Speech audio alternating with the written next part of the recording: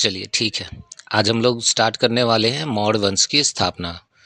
पिछले क्लास में हम लोगों ने देखा था कि भारत 16 महाजनपदों में बटा हुआ था, जिसमें सबसे शक्तिशाली जो जनपद था वो मगध था और यही मगध आगे चल कर के मगध साम्राज्य के रूप में उभरा।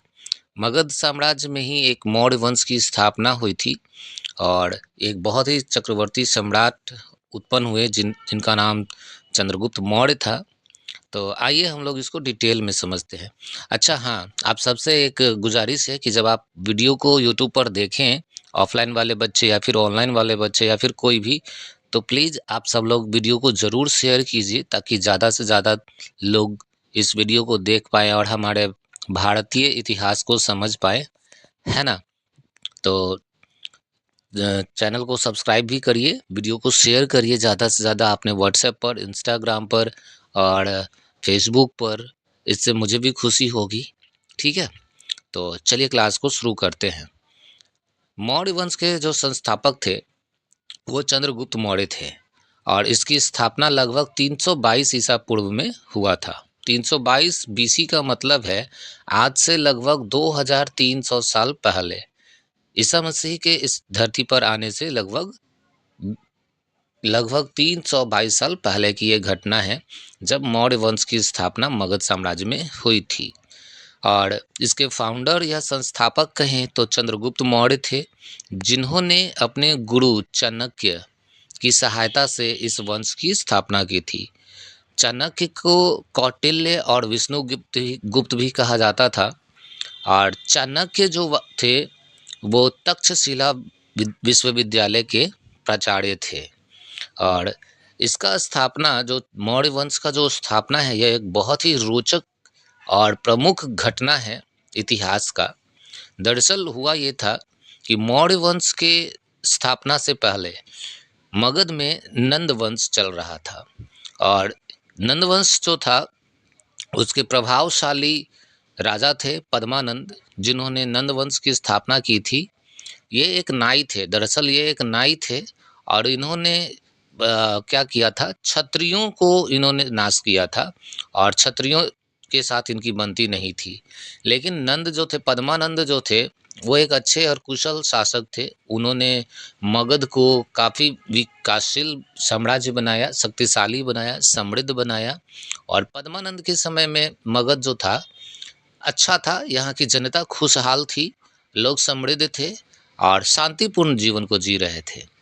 लेकिन इसका अंतिम शासक जो था नंद वंश का, वो था धनानंद और धनानंद अपने 9 भाइयों में से एक था, जिसने अपने पिता की हत्या करके सत्ता को हासिल किया था।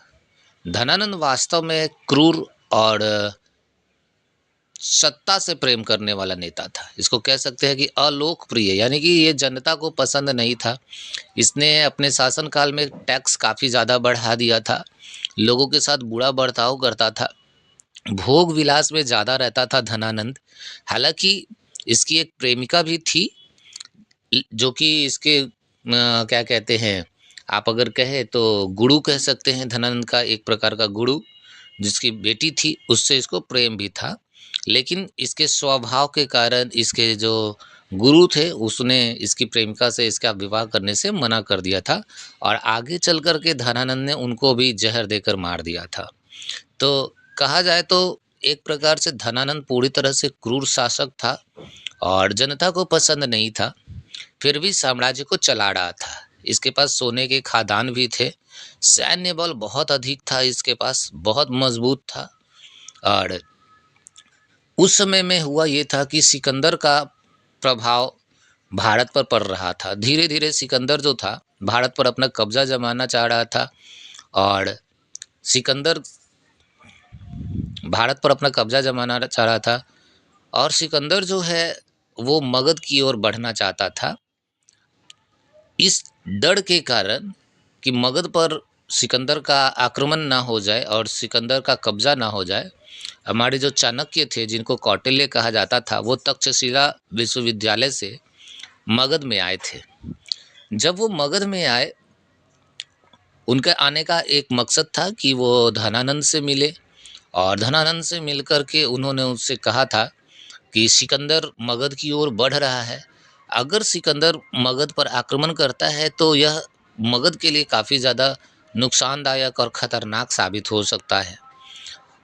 तो अब उठिए और सिकंदर के विरुद्ध कुछ किया जाए, जिससे कि मगध पर कोई प्रकार का खतरा ना हो। लेकिन धनानंद भोगी था, विलासी था और इसको कहे तो अहमी भी था। उसने चाणक्य की बात को ना माना, और नहीं मानना ये तो एक अलग बात था। उसने अपमान करके चाणक्य को अपने दरबार से बाहर निकाल दिया था। और इसी अपमान का बदला लेने के लिए चाणक्य ने क्या कहा, सौगंध खाई थी। और उसने चाणक्य ने चुनौती दिया था धनानंद को कि जब तक वो इस नंद वंश का नाश करके किसी योग्य शासक को मगध की गद्दी पर नहीं बैठाएगा, तब तक वो अपनी शिखा को नहीं बांधेगा। शिखा समझते हैं आप? हाँ, वही वो बड़ा वाला चोटी आप देखते होंगे। पुराने जो पंडित लोग हुआ करते थे, वो शिखा रखते थे, चोटियाँ रखते थे। वो उनका प्रमाण हुआ करता था कि वो ज्ञानी हैं, वो विद्वान हैं, और उस उनका एक अलग ही सम्मान होता था, जो कि हमेशा बांध करके रखते थे। लेकिन चाणक्य का अपमान होने के कारण उन्होंने प्रतिज्ञा लिया था कि जब तक वो इस अपमान का बदला नहीं लेंगे, धनानंद को गद्दी से उतारकर किसी योग्य शासक को मगध के गद्दी पर नहीं बैठाएंगे, तब तक वो अपने शिखा को नहीं बांधेंगे। तो इस तरीके से जो है धनानंद के पतन का कहानी जो है शुरू होता है। आगे चल कर के हम लोग देखते हैं कि जंगल के रास्ते से एक दिन चाणक्य जा रहे थे, और वहीं पर एक जवान लड़का, लगभग 12-14 साल का लड़का चंद्रगुप्त था, जो अपने ही उम्र के लड़कों को, बच्चों के साथ खेल रहा था। और खेल भी ऐसा खेल रहा था जिसमें वो एक राजा, एक शासक बना हुआ था। और गुजरते हुए चाणक्य का नज़र चंद्रगुप्त के ऊपर पड़ा। जब जब चंद्रगुप्त को चाणक्य ने देखा, उसका सेल्फ कॉन्फिडेंस को देखा, उसके सोचने की शक्ति को देखा, महसूस किया, और उसके बात करने के तरीके को, तो चंद्रगुप्त में चाणक्य को भावी सम्राट, यानी कि मगध का होने वाला सम्राट दिखाई दिया। उसने वहीं पर उन्होंने चाणक्य ने क्या किया कि चंद्रगुप्त को चुन लिया, उनको अपने साथ रखा, और चंद्रगुप्त को हर प्रकार से प्रशिक्षित करने लगे। जैसे कि राजा को योग्य होने के लिए बहुत सारी चीज़ें सीखनी होती है। उन्हें युद्ध कौशल में विकसित होना पड़ता है, उनकी बुद्धि को दूरदर्शित होना पड़ता है ना। राजनीतिक ज्ञान उनको चाहिए, सामाजिक ज्ञान चाहिए, अर्थशास्त्री होना चाहिए। तो ये सारा जो प्रशिक्षण था, अब चंद्रगुप्त को चाणक्य देने लगे, ठीक है। और यहीं से शुरू होता है मगध के भावी सम्राट का, यानी कि मौर्य साम्राज्य का उदय। तो धीरे धीरे धीरे धीरे चंद्रगुप्त ट्रेनिंग लेता गया और बढ़ता गया। और एक दिन ऐसा आया, लगभग कई सालों के बाद, चंद्रगुप्त अब जवान हो चुका था, और उसका विवाह भी हो गया था। वो धनानंद की छोटी बहन से ही उसका विवाह भी हुआ था। और कई वर्षों के बाद जो है चंद्रगुप्त ने सबसे पहले सिकंदर के जो उत्तराधिकारी थे, उन लोगों को युद्ध में हराया, फिर धनानंद को युद्ध में हराया, और इसके बाद जो है मौर्य वंश का स्थापना हुआ। धनानंद को हत्या करने के बाद चंद्रगुप्त मौर्य साम्राज्य की गद्दी पर बैठा। चाणक्य जो थे वो प्रधानमंत्री बनाए गए, और इस तरीके से मगध का जो साम्राज्य था वो अब चंद्रगुप्त के हाथों में आ गया। लगभग 137 साल तक मौर्य वंश का शासन जो है भारत में चला, यानी कि मगध पर चला। चंद्रगुप्त एक ऐसे सम्राट हुए, इनके बाद आगे भी कई ऐसे शासक हुए जो उन्होंने मौर्य वंश को आगे बढ़ाया और मगध साम्राज्य को काफ़ी ज़्यादा विकसित किया। धीरे धीरे हम लोग आगे के क्लास में देखते जाएंगे कि किस तरीके से मौर्य साम्राज्य चरम पर पहुंचा और फिर उसका पतन हुआ, ठीक है।